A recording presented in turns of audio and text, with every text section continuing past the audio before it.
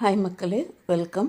இன்றைக்கி நம்ம கேரளா ஸ்டைல் அந்த டாப்பியோக்கா புளிக்கியது, அது கப்பா புளிக்கியதுன்னு சொல்லுவாங்கள்ல, மரவள்ளிக்கிழங்கு, குச்சிக்கிழங்கு அப்படிலாம் நம்ம ஊரில் பேர் இருக்குது. இதை ஒரு டின்னருக்கு அல்லது பிரேக்ஃபாஸ்ட்டுக்கு செஞ்சு சாப்பிட்லாம். ரொம்ப சூப்பராக இருக்கும், ரொம்ப சிம்பிள். அதுக்கு நான் ஒரு ஆல்வள்ளி கிழங்கு எடுத்திருக்கேன். அதை தோல் சீவிட்டு குட்டி குட்டி பீசஸாக கட் பண்ணிக்கிட்டேன். நல்லா கழுவிக்கணும், ஏன்னா மண் இருக்கும். கழுவிட்ட பிறகு அதை குக்கரில் சேர்த்துக்கிட்டு இதுக்கு தேவையான அளவு உப்பு, அப்புறம் இந்த கிழங்கு முங்குற அளவுக்கு தண்ணி ஊற்றிட்டு கொஞ்சம் கூட ஊற்றிக்கலாம். ஊற்றிட்டு குக்கரை மூடி விசில் போட்டு 3 விசில் வச்சு ப்ரெஷர் வச்சு எடுத்துக்கணும். அது வெந்துட்டுருக்க சைடில் இந்த கொஞ்சம் ஒரு மசாலா அரைச்சிக்கலாம். ஒரு 5-6 சின்ன வெங்காயம், 2 பீஸ் தேங்காய், 3 பல் பூண்டு, 1 பச்சை மிளகாய். ஏன்னா நான் கொஞ்சோண்டு குவான்டிட்டி தான் இது எடுத்திருக்கேன், கிழங்கு எடுத்திருக்கேன், அதனால். அப்புறம் 1 டீஸ்பூன் சீரகம். இதெல்லாம் சேர்த்து ஒரு ஒரு ரஃப் பேஸ்ட்டாக அரைச்சிக்கணும். குறைன்னு அரைச்சி எடுத்துக்கணும்.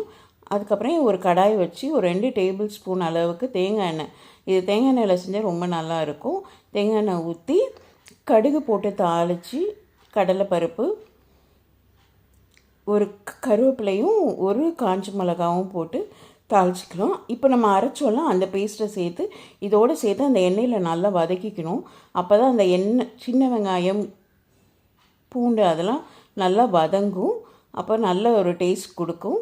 அப்புறமா இதுக்கு மட்டும், இந்த மசாலாவுக்கு மட்டும் தேவையான உப்பு கொஞ்சம் சேர்த்துக்கணும். இப்போ இந்த கிழங்கு நல்லா வெந்துருச்சு, ஆல்வள்ளி கிழங்கு.